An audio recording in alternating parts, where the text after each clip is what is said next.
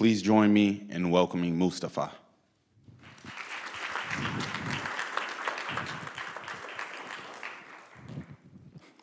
Thank you for the generous introduction, and thank you for everyone for coming out tonight.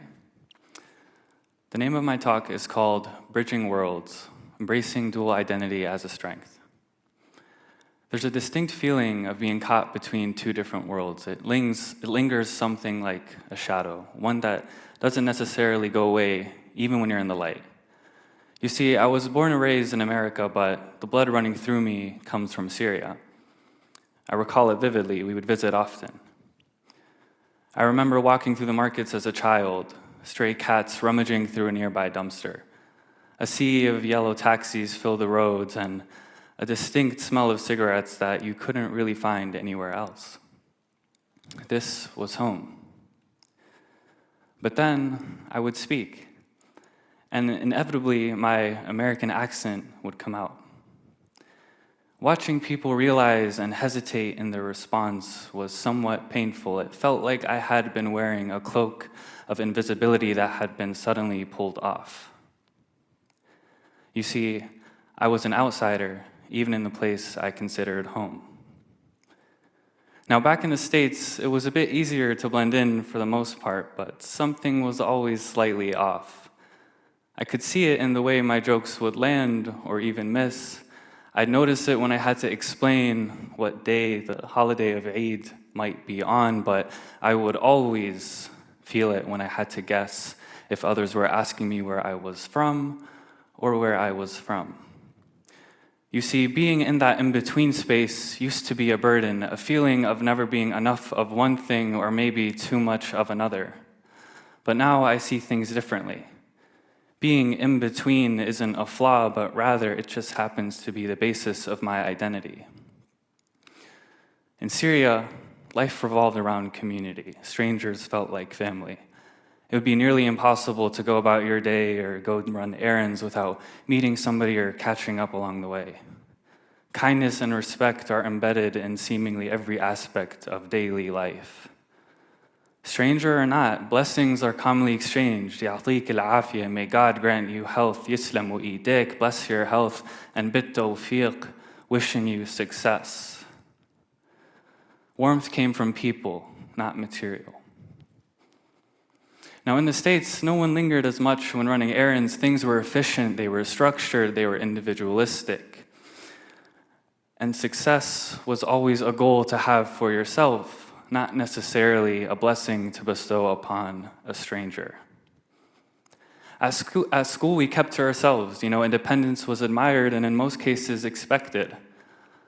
My experiences in both of these places were different, yes, in many different ways, but at the end of the day, they both had one thing in common, and that is that they both shaped me to be who I am today. Now, constantly moving between these worlds initially forced me to adapt. You see, code switching became like second nature. I learned early what not to bring up, what not to describe, how to make things easier for others to understand.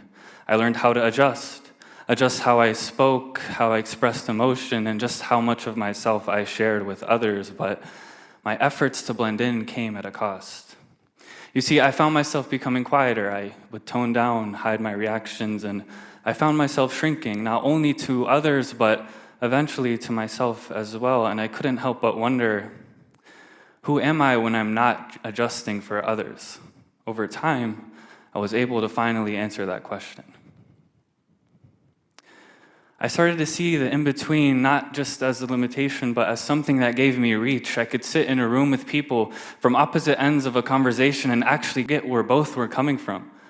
I could sense things others missed, not just words getting lost in translation, but the subtext, the tension, and even the silence.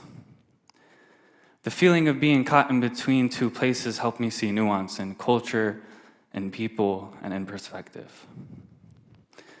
Now, during undergrad, like many of you, I volunteered as a free clinic. Now, as college students, our interactions with patients were pretty limited. We were mostly involved with the administrative side of things. Now, one day, an anxious medical student poked their head into the office, and they asked if any of the volunteers spoke Arabic. Typically, there would be a translator on site, but lo and behold, with my luck, the only Arabic speaker in the room was me.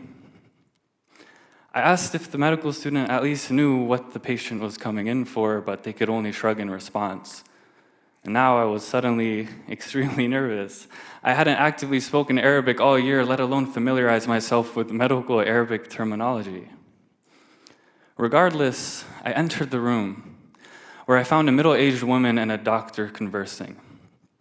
It sounded like, despite being at a free clinic, they weren't sure if they could be seen, as their medical insurance has just expired. The looks on their faces only confirmed the confusion I heard in their voices. The medical student brought me to the patient and our gazes met. I then introduced myself, Ismi Mustafa.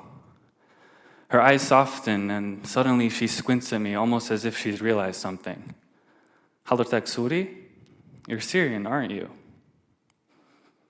You see, it's been a while since anyone had guessed that correctly. Syrian's usually like third or fourth on the list. She noticed my surprise and explained that my accent gave me away and that I must be from Damascus. Once again, that cloak was pulled away, but this time, rather than feeling exposed, I felt seen. I told her about my time in Syria and how my family longed to return, and suddenly the whole atmosphere in the room shifted. Her shoulders relaxed, her voice steadied. We talked about her symptoms, yes, but also her children, her new job as a teacher, and the life she left behind. For a moment, we weren't just patient and student, we were just two people, speaking the same language in every sense of the word. Now, at the same time, in the corner of the room, I could see the look of angst and confusion grow in the face of the medical student as the pressure to move efficiently during clinic began to build. I paused to explain the patient's confusion and the fear in her voice, and how she was not just worried about health, but also navigating an unfamiliar world. In this moment, I didn't feel caught between two cultures, but rather I felt connected to both. The parts I once tried to hide from each other now work together to connect deeply, build trust, and understand others.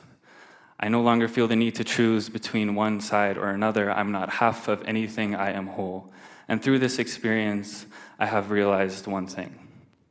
Belonging doesn't necessarily come from compromise, but rather it comes from showing up fully as yourself and allowing others to do the same. Thank you.